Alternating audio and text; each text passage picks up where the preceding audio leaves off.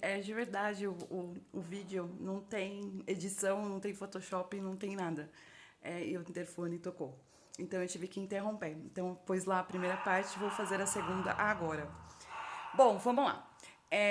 Como eu disse, né, eu tinha que sair de São Paulo, eu tinha que sair daqui, né? Isso era algo que vinha de dentro da minha pessoa há muito tempo, né?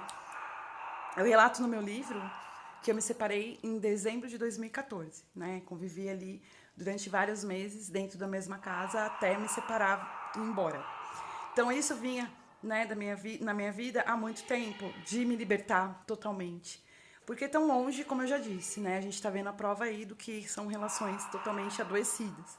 Quando eu digo que mexeram com a pessoa errada, galera, foi por isso. Porque assim, eu sou uma pessoa totalmente diferente, uma mulher que descobriu o mundo, né, aos poucos. E assim, eu casei muito cedo, então era aquele mundinho, né, aquela vidinha, né, de casadinha, enfim, cheia de sonhos e escondendo de todo, de tudo, de todos, por vergonha que sofria, né, e mesmo todo mundo sabendo, vendo na rua, né, vendo as pessoas que conviviam ali no meu mundo, né, é, vendo realmente o que era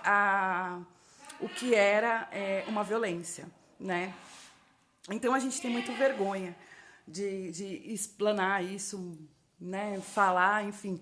Então eu sempre vinha, né? Eu tenho umas partes no meu diário que eu escrevia que pessoas que eu não me lembro aqui de São Paulo, na época que eu tinha convívio, eram amigos de casal, né? Ali, que frequentava provavelmente a casa da gente, perguntando para minha pessoa se eu havia apanhado. Eu dizia que não, porque via roxo, via dente quebrado, né? Então eu dizia que não, porque nós mulheres, nós temos muita vergonha, né? Eu falo isso muito no meu livro. A vergonha, às vezes que nem o policial fala, né? Vocês denunciam, aí depois vocês vão lá, tiram a queixa e voltam tudo ao normal. Né? Por isso que muitas vezes a polícia ela não dá veracidade na ocorrência, porque a maioria das vezes as mulheres elas se submetem a isso, diferente da minha pessoa. Porque a primeira vez que eu chamei a polícia, não deu muito tempo, eu fui embora, né? Então, assim, não voltei mais. Então, isso é algo que é muito difícil acontecer. E eu estava ali numa relação muitos anos antes, durante, né? Então, assim, para eu fazer as vias de fato, como eu fiz, eu tive que ter muita coragem. E essa coragem, ela veio antes mesmo de eu sair, quando eu saí daqui, né? Foi algo que não foi, que nem eu falo no livro, não foi num estalo, não. Foi algo programado, né? Que pelo que eu conto no livro, pelo que eu escrevi, foi algo que eu vinha programando. Eu vinha me alimentando de conhecimento. É verdade. Durante um tempo, antes de eu ir embora, né? Eu comecei a mudar o meu modo de ser, né? Dentro de casa, verdade, né? Eu comecei a estudar, a ler mais, né? A me interessar pela minha pessoa. Eu comecei a cuidar mais da minha pessoa. Na época que eu era casada, eu era obesa. Eu tinha quase 100 quilos, 98 quilos. Eu cheguei ao o máximo da obesidade, é verdade. Eu falo que eu tive dois, né? Eu cheguei a ser obesa e cheguei a ser quase anorexa, porque eu vim de lá com menos de 50 quilos. Ou seja, então, assim, são dois divisores de água, são dois mundos diferentes, né? E o que eu falei pro pessoal me fala dois fatos, né, mais importantes dessa sua trajetória. Que marcou mais para você. Então, assim, não foi tanto. Lá, lógico, a saída daqui de São Paulo, largando tudo, né? Conhecendo uma nova fase da minha vida, um novo mundo, sozinha, galera. Foi algo que. Por isso que eu falo, a minha família ela se espantou por isso. Porque eu era muito. Eu era. Ai, eu vou usar o termo, Márcia. Maria Mijona, pronto. Verdade. Então, assim, espantou, né? Então, as pessoas acharam que era a minha mãe, eu digo pela minha mãe, pelos parentes ali, a família mais próxima, acharam que era algo porque eu havia ido viajar antes, né? Eu fui no mês do meu aniversário antes, fiquei lá 7 dias. Depois eu viajei com a minha família, com a minha mãe. Fiquei mais 10 dias na Bahia, né, em Porto Seguro.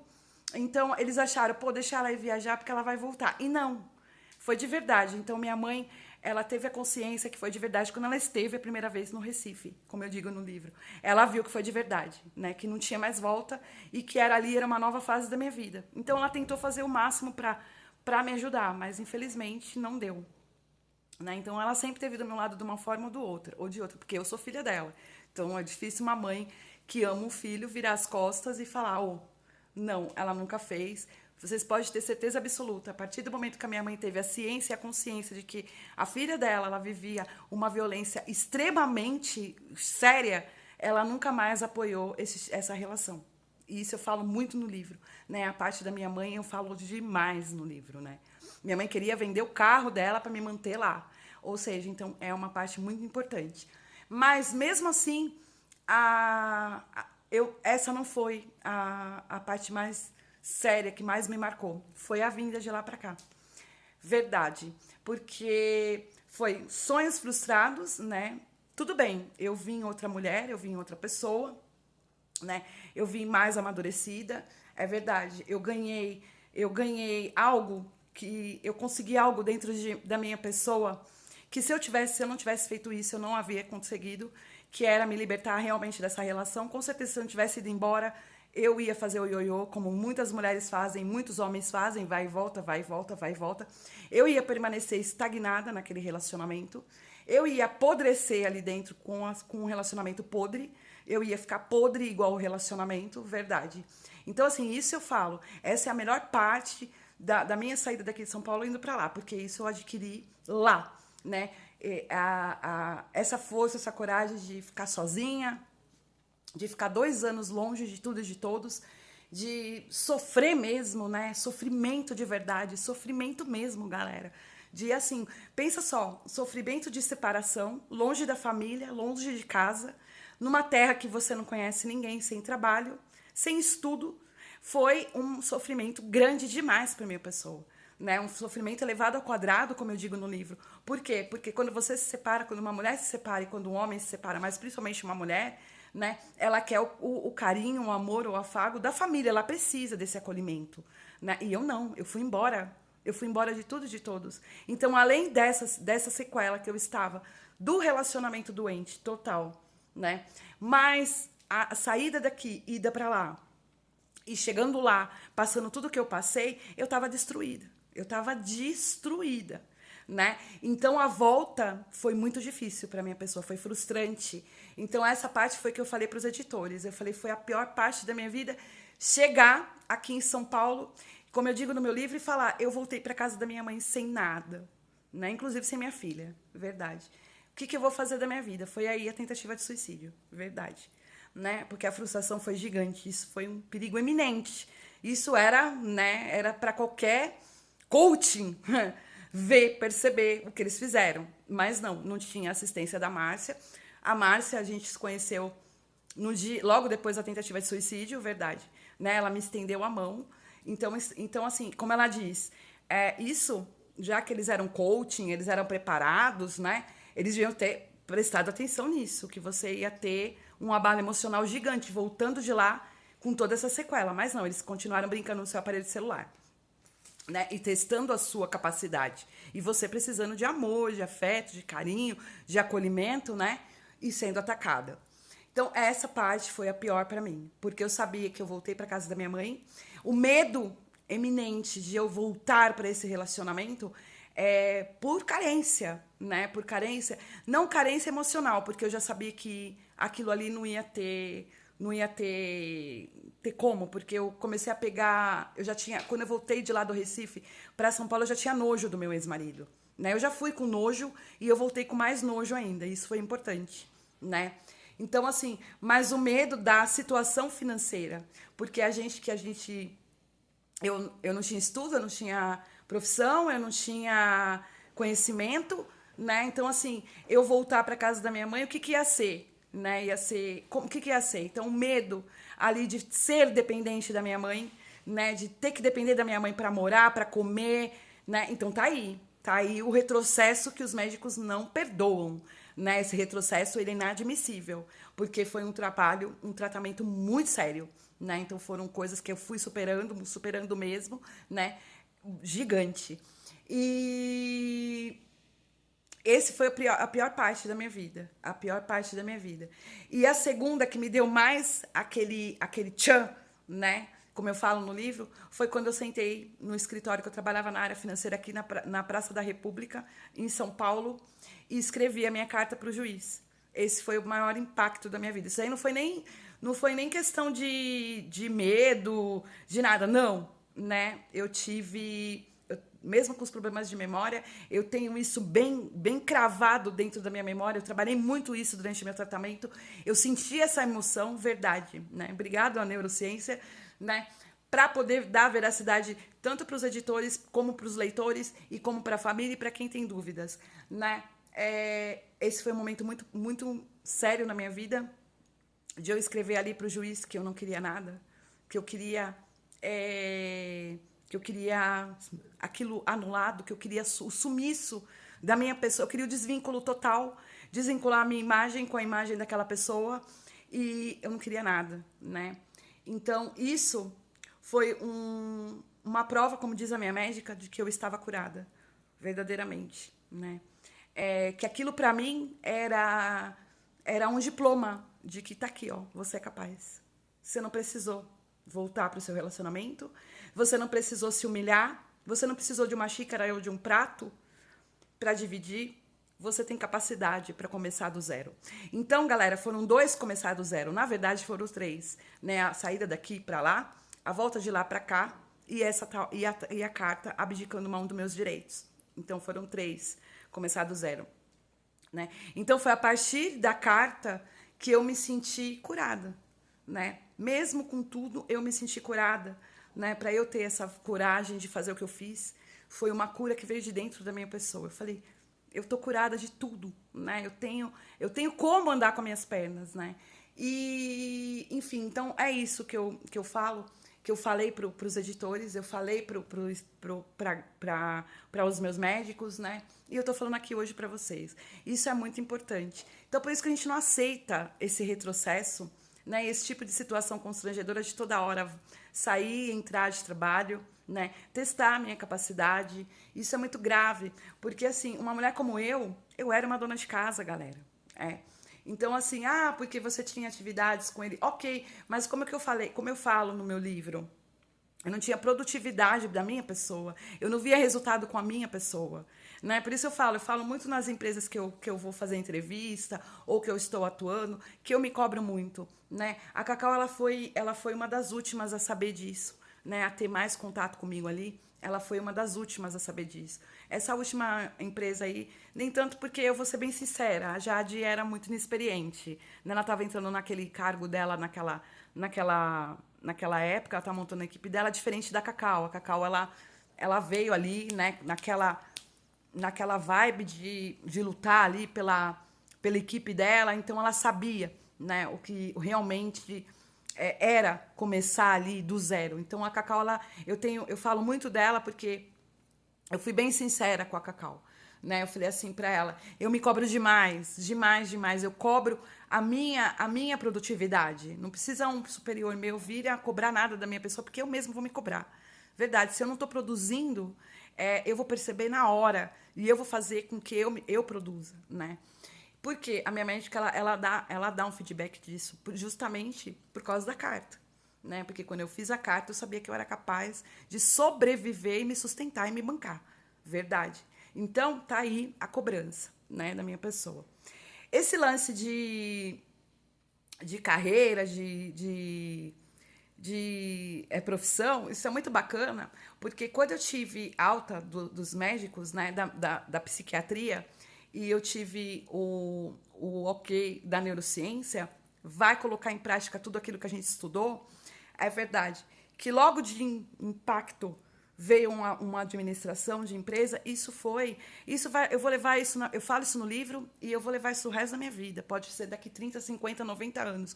Isso foi uma prova maior de tudo em todos, de que tudo que eu passei lá atrás, mesmo no PAP, mesmo na época da financeira, porque na época da financeira também eu fazia administração, né? Eu fazia 2 períodos, tipo, de manhã eu cuidava da parte administrativa da empresa todinha, foi isso durante 3 anos, e depois eu fazia parte de leads, de qualificação, entrar em contato com investidores. e fazer a apresentação da empresa e ir até em reunião como assistente, como secretária com eles. Então, assim, isso tudo, né, veio um montante para gerar para eu ter ali aquela profissão que eu almejava, né? Então, isso foi tum. E quando eu saí da ADM e eu fui para a consultoria de investimentos na Évora, né, a médica também comemorou muito, porque ela falou, olha, é uma mistura, né? Você vai pegar um pouquinho de cada coisa que você viveu, que você teve ali na prática mesmo, né? Você trabalhou no ADM, você teve consultoria de investimentos, ou seja, então você vai pegar um pouquinho de cada conhecimento, de cada experiência sua profissional e você vai colocar nesse trabalho. Então foi fantástico, também foi uma comemoração muito bacana dos médicos. E também tem aquele negócio, era do lado do consultório dela, do lado da casa dela. Minha médica mora no Jardim França, aqui na Zona Norte de São Paulo. Ou seja, então era tudo, né, um montante ali junto. E depois de uma Covid, depois de um AVC, depois de toda essa situação, então assim, era para ter a vida ter andado, né, ter ali, a gente já era para estar outra coisa, outro naipe, né? Já era para estar realmente né, algo bem mais do que é hoje, mas porém, por isso que eles não permitem, eles não suportam essa paradeza, né? Parada é retroceder ao tratamento, né? Eu sou saudável, verdade, né? Eu fiz por isso, né? Por causa de relações intoxicadas, não minha, né? Não minha, não da minha parte, porque eu sou saudável. Eu estava vivendo algo saudável. Eu não posso fazer nada se as pessoas em volta da gente são adoecidos, né? Então isso não pode respingar nas pessoas que são saudáveis. Por isso que eu falo, nós somos saudáveis. O nosso mundo é doente e ele é tão doente que ele consegue contaminar no meio, né? No meio profissional, no meio familiar, no meio de vizinhos, enfim. Então, é muito triste isso, mas isso não é triste para mim. Por isso que eu sou essa pessoa fria ao extremo, porque assim, eu não misturo. É verdade, né? Eu não misturo uma situação dessa, porque a minha luta foi muito grande.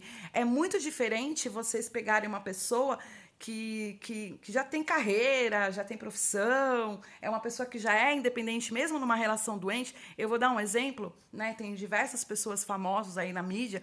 Vamos dar um último exemplo, a Ana Hickman, né? É uma pessoa famosa, verdade. É uma pessoa que tem a carreira dela, mas ela sofreu violência doméstica. Então, assim, ela teve um abalo emocional. Mesmo ela tendo estrutura, né, na carreira profissional dela, ela teve um abalo emocional. Né? Então, vocês imaginam uma pessoa que era dependente total de um ser, né?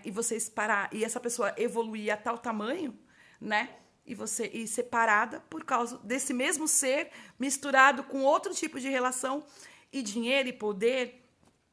As pessoas, quando elas me conhecem, né, de verdade, que elas têm ali contato comigo de verdade, elas percebem quem eu sou na hora. Isso pode ser em uma conversa ou um dia passando comigo, é verdade. Elas começam a ter dentro delas, isso eu estou vendo direto, a vontade de participar daquele momento, de me ajudar, de ter participação na história, na minha vida. É muito incrível isso. Eu vejo isso há muitos anos no meu ambiente de trabalho, desde do ano passado para cá. Né? Até mesmo na Lelo. A Lelo, eu falo que a Lelo foi uma coisa muito ruim. Por quê? Porque com uma semana que eu estava na Lelo, eu vi a Vivi da Évora descendo no elevador e querendo mentir que foi uma coincidência. E a gente sabia que tinha polícia no celular, que tinha psiquiatras, né? Então a gente sabe que não é coincidência. Foi o canto de la terra, né? É verdade. Então aquilo já acabou, né? Quando aconteceu aquilo, acabou. Eu mesmo de alta, né? A doutora falou, deixa acontecer. Por quê? Porque a gente sabia que tinha coisas interferindo. Então assim, eu falo da Lelo aqui na Moca, né? Porque a interatividade que eu tinha na Moca com o pessoal de todo o departamento, no ADM, na parte de consultoria, é verdade, galera. Então, assim, e eles fizeram para isso. Por quê? Porque eles fizeram isso. Eles falaram assim, o pessoal da Berrini é muito distante, é uma unidade que fica muito afastada, É verdade. Então, vamos fazer esse pessoal da Berrine interagir, né? E eu fiz o que eles fizeram, o que eles mandaram fazer, a lição de casa, né? Eu ia para a Moca cada duas vezes por semana. Lá eu conversava com todo mundo. É verdade, de todo o setor. Né? Então, eu fiz a lição de casa. Os outros não. Porque eles continuavam no mundo deles, eles continuavam no mundo fechado deles. Assim como eles não me acolheram, eles não se misturavam com os outros. E isso é muito grave. Porque isso impossibilita de você ter um crescimento ali na equipe. Né? Eu posso dar um exemplo nessa semana que eu fui fazer um trabalho, um serviço numa empresa. É verdade. O colaborador, o funcionário, ele sentou comigo o dia inteiro, ele deixou o serviço dele de lado para me ensinar. Eu achei aquilo fantástico, uma vibe maravilhosa do escritório. Estilo da Pipiolo, mesma vibe de escritório, verdade. Onde o pessoal interagia, o pessoal brincava, não era aquela negócio, porque a Pipiolo era assim, a Pipiolo não deu certo, infelizmente, por causa do acidente, e infelizmente por causa da distância, verdade. E quando a gente viu que realmente tinha música no rolo, né, na minha vida, na qual eu falei, que é isso, né? Oi, é surreal, e é verdade.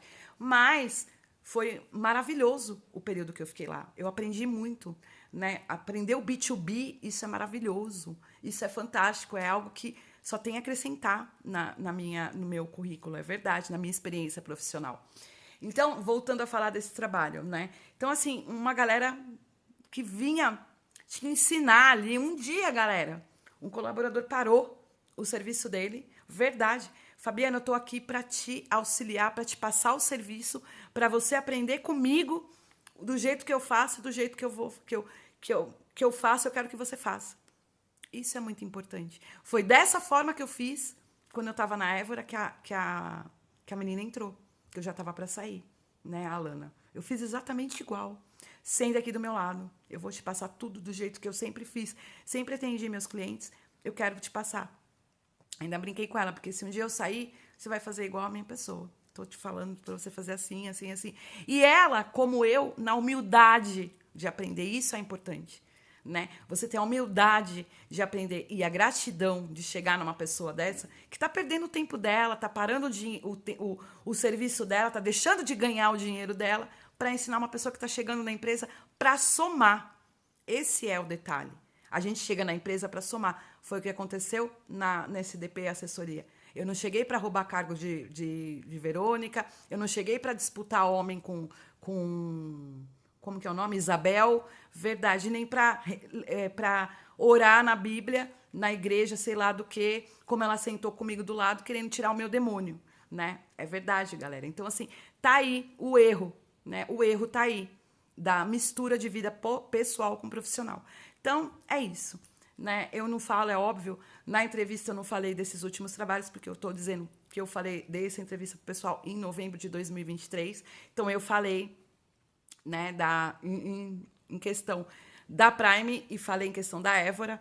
Outra coisa que eu falei na entrevista foi na época da Prime que eu tinha interação com muita gente, tanto hóspedes como fornecedor, prestador de serviço, funcionários, né? Então, assim, era impossível eu não ter uma ótima dicção, era impossível eu ser uma pessoa que é desagradável, né? Eu fazia cotação de preços, eu entrava em contato com fornecedores, né, para fazer compra, ou seja, de eu não ter uma boa relação com esse tipo, com todo a empresa em si. Então, eu só lamento tudo que foi feito. Então, por isso que a gente fala, a gente está aguardando, né? Porque da nossa parte aqui é tudo saudável. Agora tem que ver o que vai virar aí.